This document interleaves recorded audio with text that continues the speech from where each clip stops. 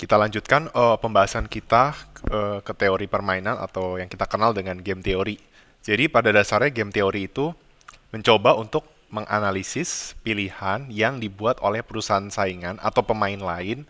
Ini perusahaan itu dalam konteks oligopoli ya, tapi intinya teori game teori itu menganalisis pilihan yang dibuat oleh lawan untuk supaya apa? Supaya kita bisa memaksimalkan kesejahteraan kita sendiri. Jadi mencoba untuk melihat ya, eh, kalau seandainya saya pilih ini, seandainya saya pilih ini, lawan saya pilih ini, saya dapat apa? Nah, sebenarnya game teori itu pola pikirnya gini, teman-teman. Sekalipun kita di dalam kehidupan ini memilih suatu aksi sama-sama A, bukan berarti ketika kita milih A, itu kita pasti dapat, misalnya taruhlah dapat uang sebesar 5, kepuasan sebesar 5 misalnya. Bisa jadi kita milih A, kita dapatnya 5 atau 6. Nah, kenapa aksi yang sama menghasilkan outcome yang berbeda? Alasannya adalah karena adanya faktor-faktor eksternal, termasuk keberadaan orang-orang lain di sekitar kita. Simpelnya begini, misalnya kita pergi ke kampus naik sebuah motor, ya. Ketika kita naik motor lalu kita sampai dengan selamat tanpa ada peristiwa apapun, taruhlah kepuasan kita merasa puas dengan perjalanan menggunakan motor ke kampus. Taruhlah kepuasan itu sebesar 6. Jadi bisa dibilang A if B-nya itu adalah B itu misalnya seperti kondisi eksternalnya tuh oke lah ya. B-nya oke gitu. Sama-sama A naik motor, B oke dapatnya 6. Tapi apa yang terjadi kalau misalnya kamu naik motor, kamu diserempet orang atau kamu kena becek dan sebagainya. Sama-sama naik motor yang sama-sama mungkin kamu yang mengendarai, tapi ada peristiwa eksternal yang tidak oke atau tidak umum, itu membuat kepuasan kamu itu turun. Yang harusnya bisa 6 tapi sekarang jadi 5. Gara-gara keserempet motor, gara-gara hujan, atau segala macam. Artinya di dalam kehidupan ini, kita tidak bisa, oh saya mau lakukan ini karena saya pasti dapat ini. Tidak, tidak seperti itu. Karena ada faktor-faktor eksternal atau orang-orang lain yang akan membuat outcome kita berbeda. Bisa jadi lebih rendah atau lebih tinggi dari yang kita harapkan. Seperti itu. Itu pola pikir game teori. Nah, kalau dalam konteks oligopoli adalah eh, kita anggap duopoli dulu ya. Saya paling gampang duopoli. Misalnya ada perusahaan A dan perusahaan B. Artinya perusahaan A itu memang akan berusaha untuk memaksimumkan profit. Tapi bukan berarti dia hanya oh ya udah saya nentuin aja output saya sekian. Oh, profitnya bisa beda. Sekalipun outputnya sama, profit yang didapat bisa beda. Kenapa? Karena pemain lain itu akan memilih strategi apa. Itu akan mempengaruhi pasarnya itu seperti apa. Nah, tetapi bicara tentang game teori, kita akan bahas dulu beberapa komponen ya. Misalnya ada strategi dominan atau dominan strategi itu adalah nantinya dominan strategi itu adalah strategi terbaik. Satu strategi terbaik untuk merespon apapun yang dilakukan lawan. Jadi misalnya lawan bisa milih X atau Y. Nah, kalau kita punya strategi misalnya A yang selalu kita pilih, apapun lawan mau milih X, mau milih Y, kita selalu milih A. Nah, A itu sebagai dominan strategi. Nah, nantinya dalam sebuah permainan, dominan strategi itu bukan sesuatu yang wajib ada. Nah, lawannya dominan adalah dominated, strategi yang pasti tidak dipilih gitu ya. Apapun yang dilakukan lawan dia nggak pernah dipilih sama sekali. Bisa dibilang juga strategi terburuk. Nah, tapi kalau dalam konteks dua aksi, jadi misalnya ada dua pemain yang terdiri dari dua aksi, kalau salah satu aksi itu dominan, misalnya pemain A punya aksi X atau Y. Kalau X dominan, sudah pasti Y itu dominated gitu ya. Nah, terus ada prisoner's dilemma atau dilema tahanan.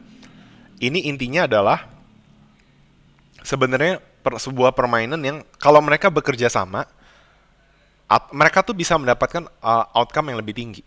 Jadi ada suatu pilihan yang menghasilkan outcome lebih tinggi, tapi kenyataannya mereka nggak pilih itu. Karena apa? Ada berbagai faktor.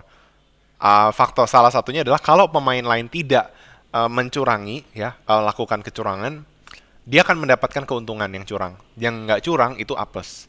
Nanti kita akan lihat contohnya seperti apa. Oke. Okay? Nah, lalu ada keseimbangan Nash atau Nash equilibrium. Ini adalah kondisi ketika seluruh pemain mengambil aksi terbaiknya. Oke. Okay? Nah, sekarang kita masuk ke contoh soal Prisoner's Dilemma terlebih dahulu. Oke. Okay? Nah, jadi ada dua individu, Ginger sama si Rocky, ya. Kalau kalian suka memperhatikan kasus kejahatan, biasanya itu seseorang yang memilih untuk mengaku atau membongkar kejahatan itu bisa mendapatkan keringanan hukuman. Atau mereka dianggap sebagai orang-orang yang mungkin tidak terlalu berbahaya, atau ada dia sudah mulai bertobat gitu ya. Nggak tahu lah, pokoknya putusan pengadilan tuh cenderung dia akan lebih rendah hukumannya. Tapi untuk orang-orang yang tidak mengaku, itu bisa jadi lebih tinggi. Nah, masalahnya bagaimana kalau keduanya nggak ngaku? Misalnya ada suatu kejahatan, dua-duanya nggak ngaku, dan memang pengadilan nggak punya bukti. Bisa jadi mereka dihukum tapi cuma bentar, atau nyaris nggak dipenjara, misalnya kan. Nah, di Matrix ini mencoba menjelaskan nih ya, semoga kelihatan dengan jelas ya. Jadi ceritanya, eh, cara ngebacanya gini ya, yang merah itu yang didapat Rocky, yang ginger itu yang didapat tuh pakai warna biru. Misalnya kita perhatikan yang ini ya. Saya mungkin mencoba bikin matriksnya di sebelahnya ya. Ini Rocky, ini Ginger. Do not confess itu nggak ngaku, ngaku, nggak ngaku, ngaku. Misalnya kedua pemain Ginger dan Rocky milih untuk nggak ngaku, maka mereka akan dipenjara 1 tahun, dua-duanya. Nah jadi saya tulis di apa di sini itu -1, -1. Penulisannya seperti ini.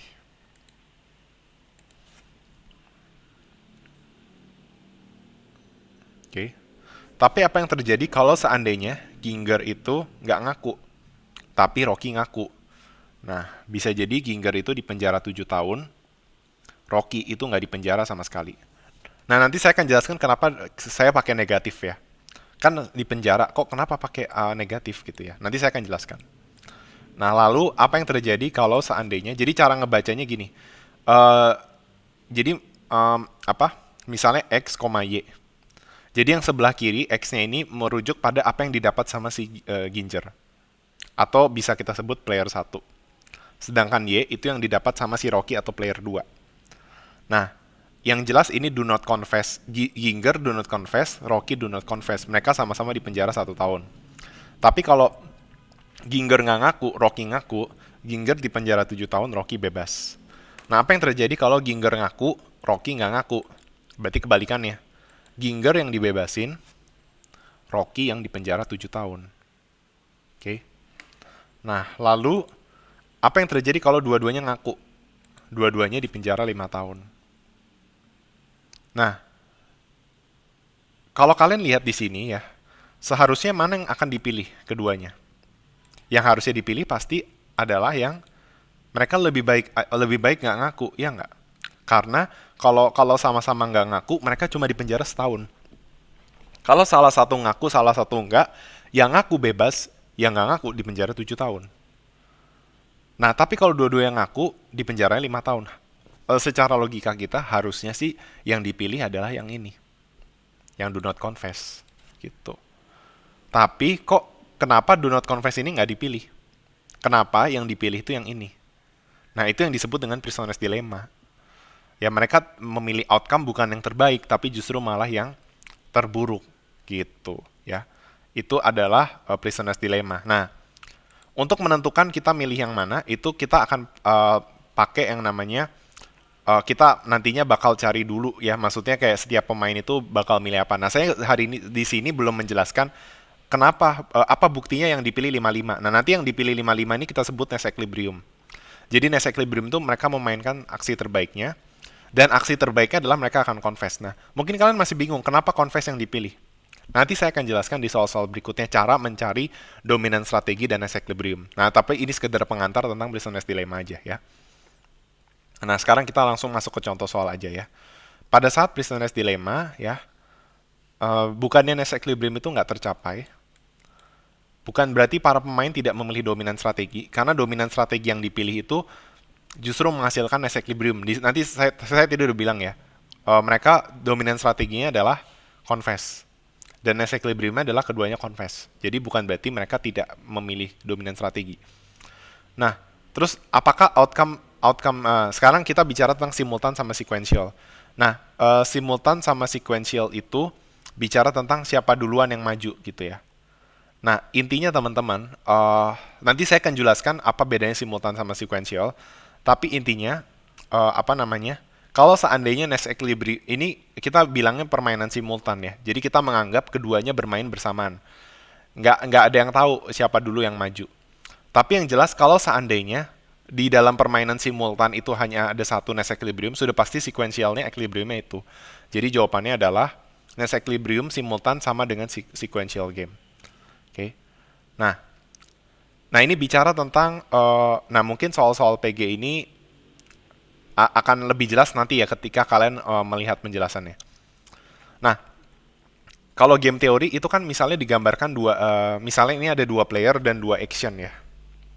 Berarti kita gambarkan seperti matrix aja nih, matrix 2 kali 2 ya. Ini nyebutnya matrix 2 kali 2. Nah, apa yang terjadi kalau seandainya ada matrix 4 kali 4? Jadi seperti ini matriksnya. Berarti ini ada 4 aksi. Misalnya ini pemain 1, ini pemain 2. X, Y, Z, W misalnya. Berarti kesimpulannya apa? Kalau matrix 4 kali 4 artinya ada dua pemain, masing-masing tersedia 4 aksi. Oke. Nah, sekarang soal nomor 13. Nah, ini soalnya memang harus dijawab cepat. Saya akan jelasin dulu cara ngerjainnya, baru nanti saya jelasin cara cepatnya. Kedua pemain akan mendapatkan 6 jika memilih aksi A. Pokoknya ini intinya ada dua pemain, mereka bisa milih A atau B. Nah, berarti langsung aja kalian bikin matrix. Nah, ini kalau misalnya kalian bisa ngerjain secara lama. Tapi kalau mesti ngerjain cepat, saya akan kasih taktiknya. Misalnya ada kedua pemain ya. Kalau mereka milih aksi, ini aksi A, ini aksi B, ini aksi A atau B. Kan dibilang, kalau seandainya kedua pemain memilih aksi A, keduanya bakal dapat 6. Tapi kalau keduanya milih aksi B, bakal dapat 7. Nah, salah satu pemain akan mendapatkan 8 jika memilih aksi B. Dan lawannya mendapatkan 5 memilih aksi A. Jadi kalau seandainya aksinya beda, ada yang dapat 5, ada yang dapat 8. Yang dapat 5 kalau milih A, yang dapat 8 itu yang milih B. Nah, matriks di sini itu menunjukkan apa? Matriks ini menunjukkan kalau P1 milih B, P2 itu milih A. Berarti yang dapat 5 itu adalah P2.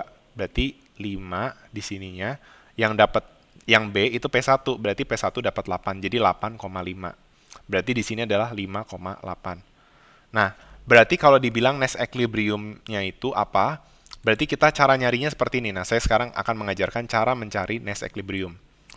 Uh, ini ngajarinnya pelan-pelan aja, nanti kalian akan bisa secara cepat. Ya. Jadi misalnya kamu sebagai P1, kan game teori itu pada dasarnya kamu menganalisis apa yang akan lawan lakukan dan bagaimana respon kamu atas pilihan lawan. Itu sih sebenarnya inti dari game teori. Maka anggap kamu itu P1, maka kamu akan mengantisipasi yang dilakukan lawan kamu, yaitu si P2. If P2 milih A. Nah, berarti kamu lihat nih matriksnya nih. Ketika player 2 milih A, berarti kemungkinannya yang ini. Nah, kalau kamu milih A, kamu dapat 6. Kalau kamu milih B, kamu dapat 8. Berarti yang bagus yang mana? Yang lebih bagus yang 8. Oh, berarti kalau P2 milih A, aku akan milih B. Maka kamu garis bawahi yang 8 ini. Oke. Nah, apa yang terjadi kalau seandainya P2 milih B? Nah, sebaiknya P1 milih A atau milih B? Gitu. Nah, berarti kita lihatnya yang sebelah sini. Ya. Kalau P2B, P1A dapatnya 5. Kalau P2B, P1B dapatnya 7. 5 sama 7 lebih baik 7. Nah, di sini kita bisa lihat bahwa P1 akan selalu memilih B, apapun yang dilakukan P2. Dan dia bakal dapat 8 kalau P2 milih A, kalau P2 milih B dia dapat 7. Oke. Nah, jadi ini secara pelan-pelan bagaimana mencari Nest Equilibrium. Oke. Nah, sekarang itu kan kalau P1. Nah, belum ketemu Nest Equilibrium-nya, berarti kita harus mainin, kita sekarang jadi P2. Nah, kita jadi P2, ngantisipasi yang dilakukan P1. Ya. Kita sekarang jadi P2. Kita jadi P2, ya. If P1 itu milih A. Nah, berarti cara ngebacanya adalah begini. Nah, lihat P2 tuh yang sebelah kanan ya. Nah, kalau P1A, P2A dapat 6. Kalau P1A, P2B dapat 8.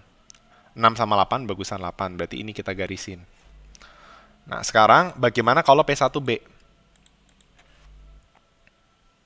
Kalau P1B, P2A dapat 8.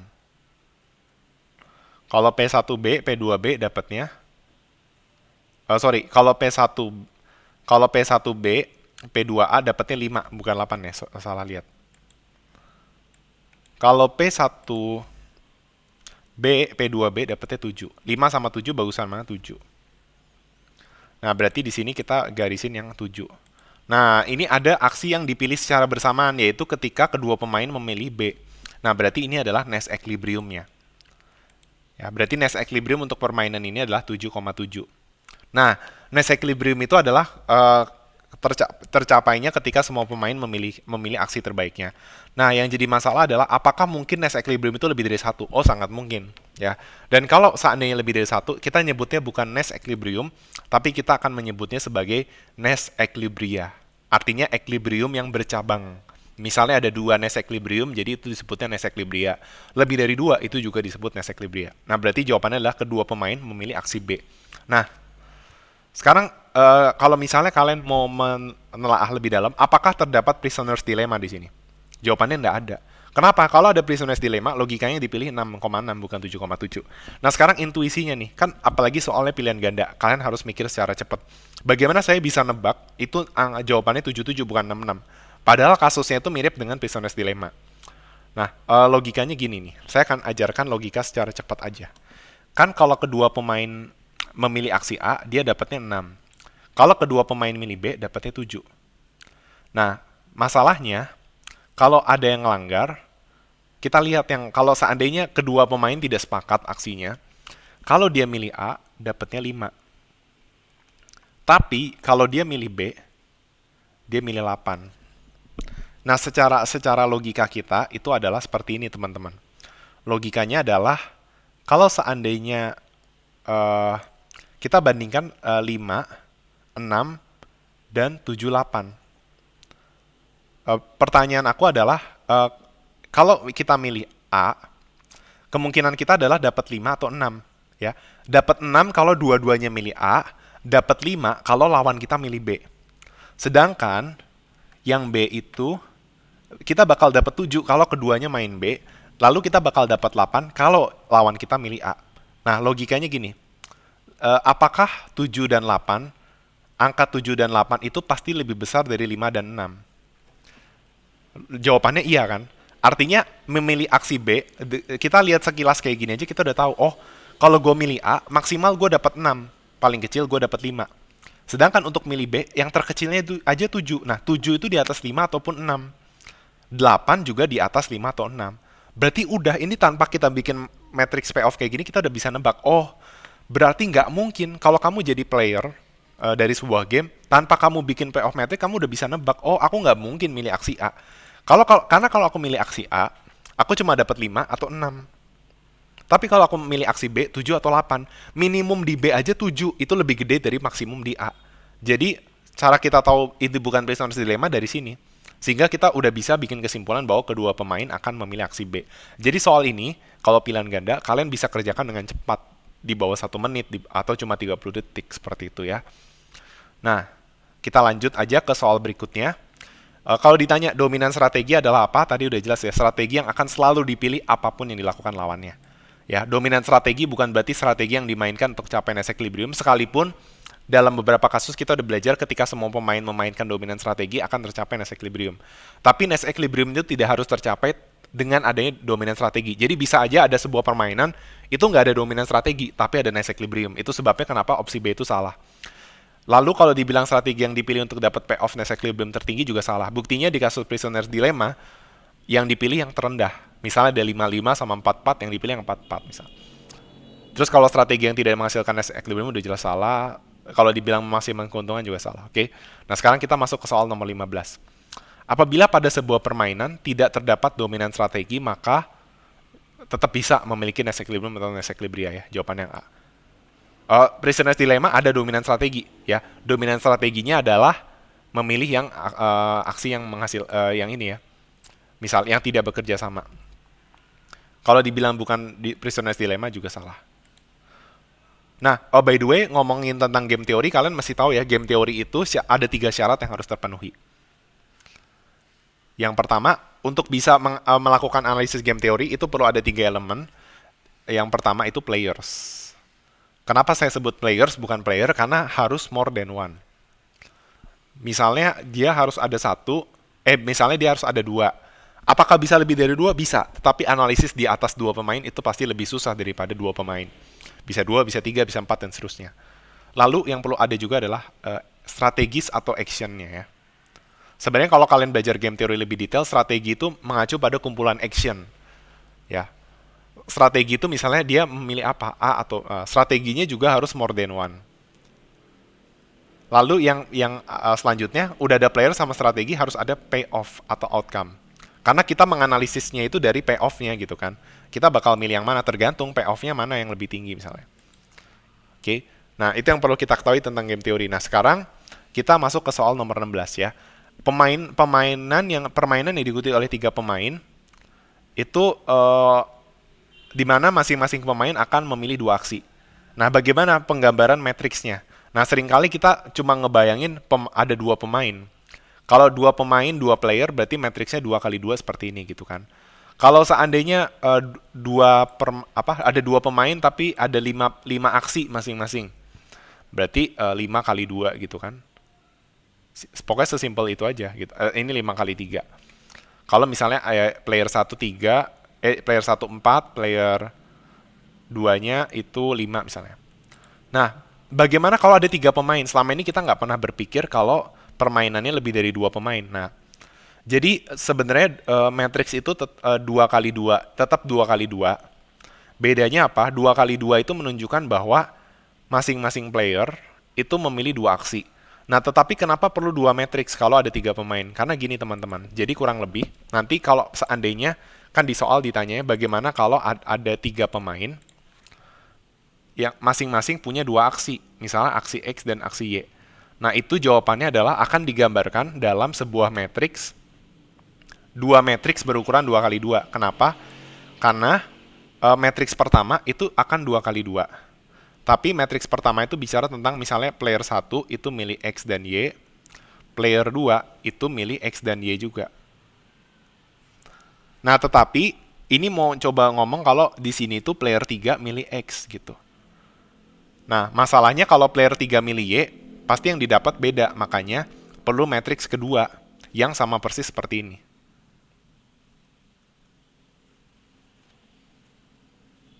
Gitu. Karena ketika player 1 milih X, hasilnya akan dipengaruhi tergantung dari player 2.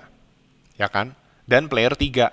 Nah, kemungkinannya apa? Kalau player 1 X, player 2 X, player 3 X, player 2 Y, player 3 X, player 2 X, player 3 Y, player 2 Y, player 3 Y.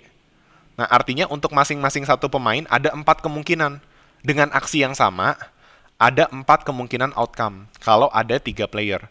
Dengan demikian, kita perlu bikin 2 matriks 2 kali 2. Ya, di mana ketika player 1X, player 2X, player 3X itu akan digambarkan di outcome ini. Di outcome yang sini. Oke. Sedangkan ketika player 1X, player 2Y, player 3X itu akan digambarkan di sini. Gitu. Nah, ketika player 1X, player 2X, player 3Y itu akan digambarkan di payoff yang ini. Sedangkan ketika player 1X, player 2Y, player 3Y akan digambarkan di sini. Nah, nanti ketika player 1Y, udah pasti dia akan digambarkan di sini, teman-teman. 1, 2, 3, 4. Nah, itulah sebabnya kenapa perlu matriks 2 kali 2. Tapi ada 2 gitu. Karena sekarang kita menganalisis kalau player 3X, lalu bagaimana kalau player 3 itu milih Y. Seperti itu, teman-teman ya. Memang agak pusing karena kalian baru belajar game teori, tapi tenang aja, pasti bisa ngelewatin. Oke. Nah, jadi sampai situ dulu aja pembahasannya. Nanti akan dilanjutkan di video selanjutnya masih terkait game teori. Oke. Sekian penjelasan saya. Terima kasih atas perhatiannya.